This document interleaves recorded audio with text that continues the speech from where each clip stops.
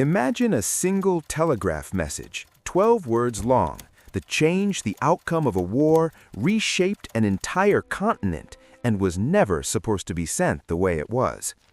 What if the most consequential diplomatic blunder in modern history wasn't the result of a grand conspiracy, but a single editor with a pen, a grudge, and 15 minutes alone with a piece of paper? This is the story of the Ems dispatch, the telegram that started a war. In the summer of 1870, Europe was a powder keg dressed up as a ballroom. The great powers of the continent had spent decades dancing around each other in a careful balance of diplomacy and threat. France, under Emperor Napoleon III, was still carrying the weight of a glorious name, the nephew of the legendary Napoleon Bonaparte, but struggling to live up to it. His empire was shaky, his generals restless, and his people beginning to ask uncomfortable questions about whether their leader was truly the man the dynasty promised. To the east, something extraordinary had been happening. Prussia, a militarized kingdom in northern Germany, had spent the better part of 2 decades forging the scattered German states into something resembling a unified nation. The man behind this transformation was a figure so calculating, so coldly brilliant, that history would eventually call him the Iron Chancellor. His name was Otto von Bismarck. And in the summer of 1870, Bismarck was waiting. He had a plan, and all he needed was the right moment to trigger it. The question of German unification had consumed Bismarck's entire political life. He believed, with the certainty of a man who had studied power the way others study scripture, that Prussia could not fully unify the German states through diplomacy alone. The southern German kingdoms, Bavaria, Württemberg, Baden, remained proudly independent and deeply suspicious of Prussian dominance. They would never willingly fold into a Prussian-led Germany unless they had a reason to. A reason that looked less like Prussian ambition and more like a shared enemy. That enemy, Bismarck had long concluded, needed to be France. But manufacturing a war requires a pretext. You cannot simply march armies across a border and expect the world or your own people to follow you without moral justification.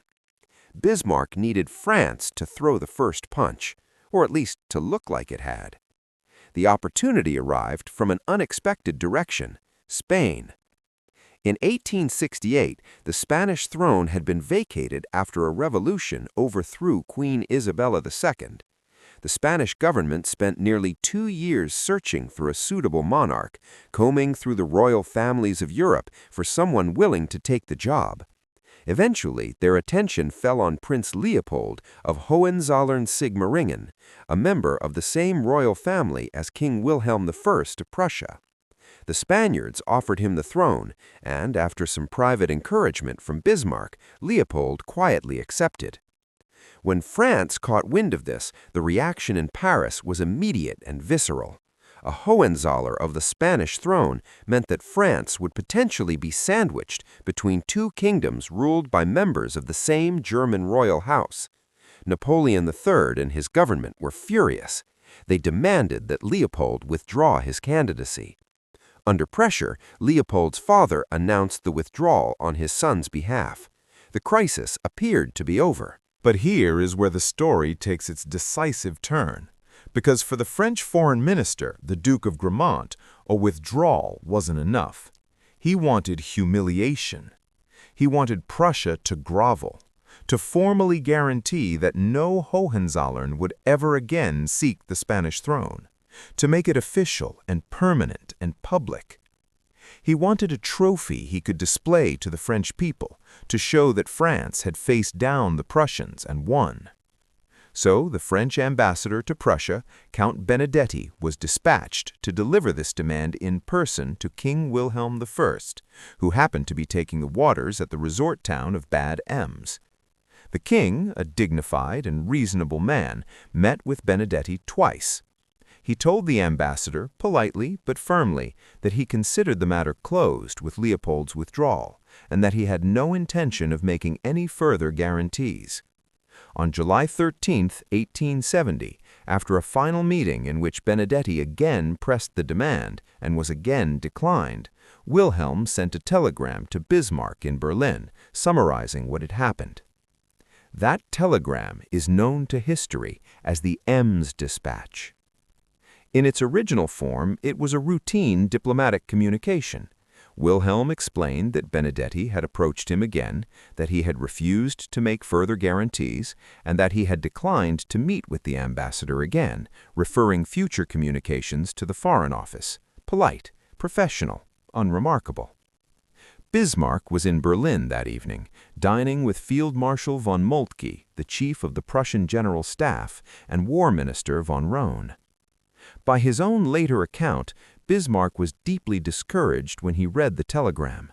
The diplomatic path seemed to be closing without the confrontation he needed.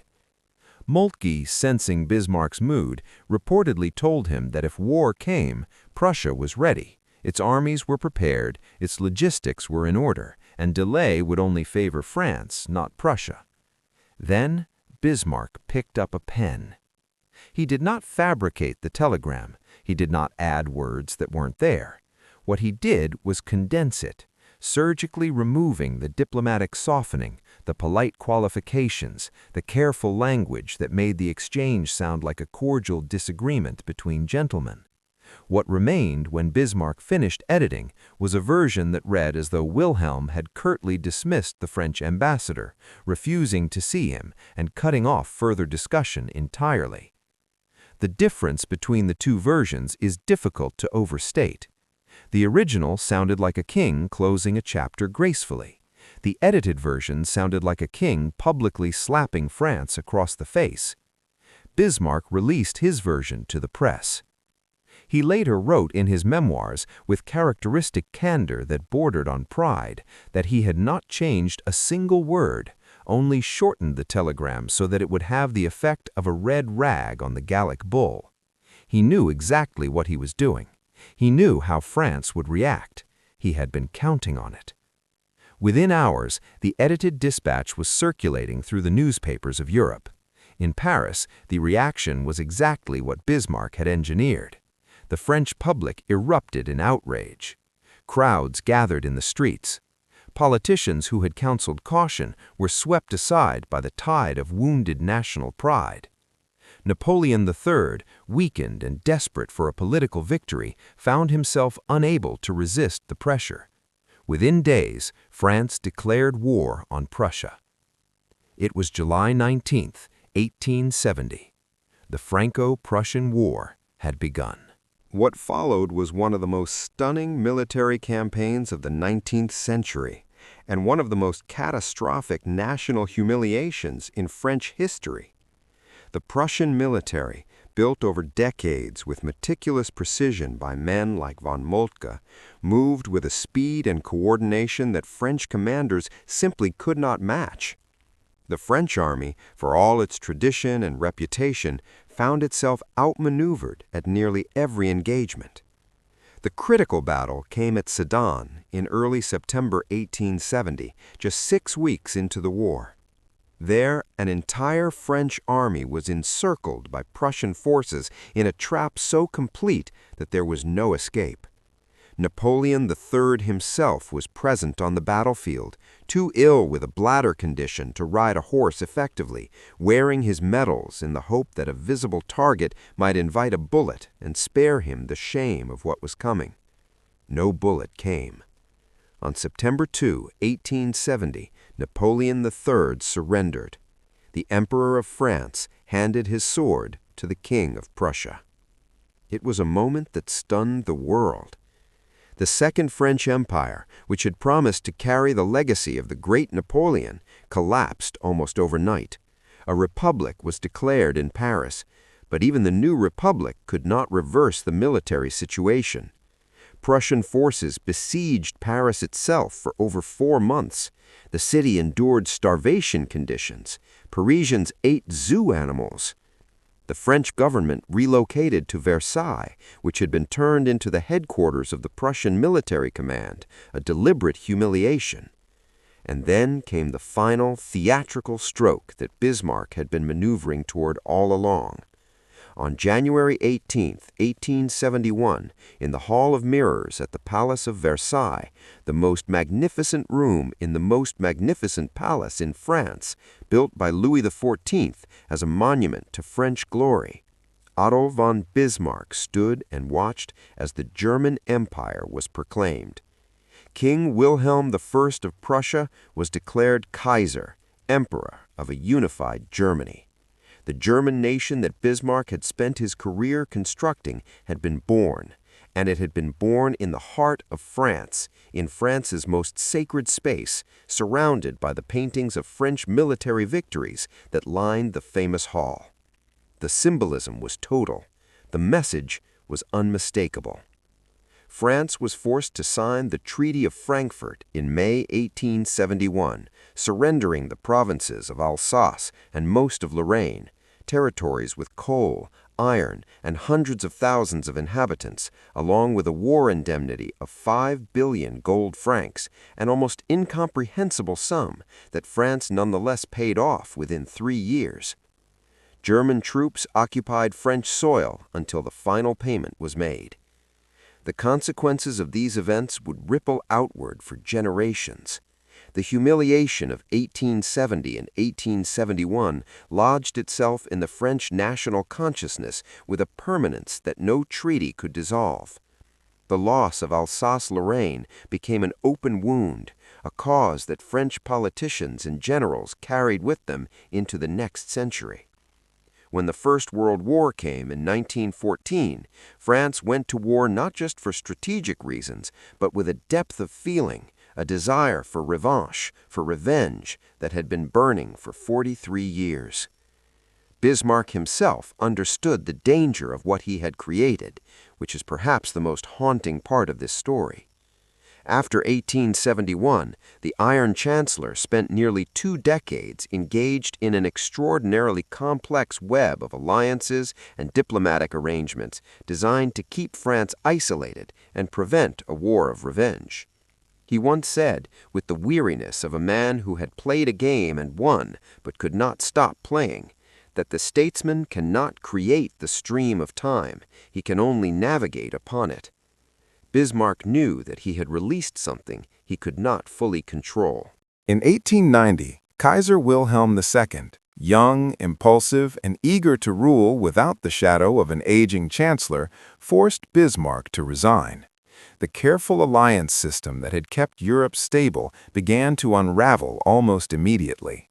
The web of obligations and competing interests that Bismarck had once described as a nightmare of coalitions eventually materialized into something real. By 1914, the continent was divided into 2 armed camps, and a single assassination in Sarajevo was enough to send them into each other. Some historians draw a direct line from the edited telegram of 1870 to the trenches of 1914. That is perhaps too clean a narrative for a world that is never quite so tidy. But it is not wrong to say that Bismarck's pen on that evening in Berlin set in motion a chain of causes and consequences that would take the world nearly a century to fully work through. The unification of Germany, the humiliation of France, the birth of a wounded nationalism, the collapse of the old European order, all of it traces back, in part, to a man who sat down with a diplomatic telegram and decided that what it needed was not a response, but an edit. There is a lesson buried in this story that goes beyond the politics of the 19th century. Bismarck did not need to lie, he did not need to fabricate, he only needed to remove the parts that made the truth seem reasonable.